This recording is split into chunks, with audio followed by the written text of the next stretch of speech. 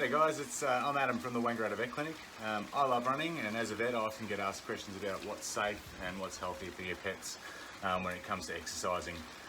So I just put something together, a little bit of information that might be useful, whether you're a seasoned runner or whether you're just starting out. So I guess to start off with, we want to make sure our pet's healthy. So there's, I guess, two categories. We've got our younger pets, which are growing. They're probably ones, their growth plates don't close until they're about 18 to 24 months old. So prolonged high impact or high intensity running is probably not the way to go for them. Just a gentle stroll or something like that, or even just nice long walks are pretty good. If your dog's older, you've got to consider a couple of things. I guess there are a lot of obese dogs out there like us, and they need the exercise, but we've just got to consider their body condition. We've got to consider what their joint health is like, making sure they've got healthy hearts and healthy lungs. So they're the sort of things, I guess, that as vets we check out every time we assess a dog. But in particular, if you're wanting to start out running with your dog, that's something that's not a bad idea to get checked. And as the same as us, every dog is different. So if there's anything you're ever worried about, you can always give us a call. I think one of the most important things that you need to do is have some training in place. So it's best to run with a dog that knows a few simple commands. My first dog, and certainly the best dog that I ever run with, his name was Vossi. But for me, he had 4 simple commands that he understood. So the first one, I guess, was here to me, and that would make him come. Then we had stay, sit, and the okay go, which is where I wanted to just go, okay, go for it. And he'd know that he was released, he could do what he wanted. They were pretty easy to teach, and it was good because most of the time where I was running, we ran off leash, but there were sometimes cars, there were sometimes other dogs, there were sometimes other people, and so particularly the stay was really good, because if I yelled out stay, he would just stop where he was and just wait for me to release him. Certainly, I guess, with cars and that sort of thing, it made things very safe. Now, he was a pretty good dog, but what I would suggest to anyone is if you're running in a public place, it's nice and polite if you're running with your dog on a lead. Your dog might be the perfect dog, but for other people, they might not know that dog, and their dog might not know your dog. And I guess it's something that you don't want them to have to worry about your dog running up to them and them wondering about, is my dog going to get attacked, or is this dog going to have a go at me?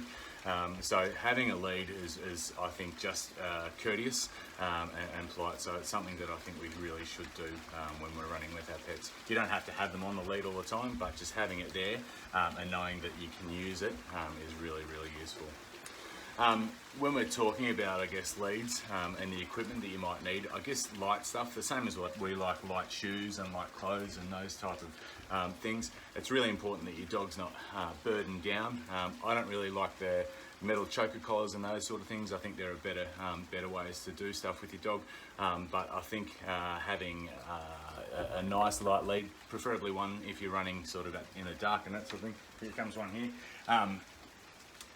With reflective collars is good, in a reflective lead, but generally a collar or a harness or something like that with a nice lead is good.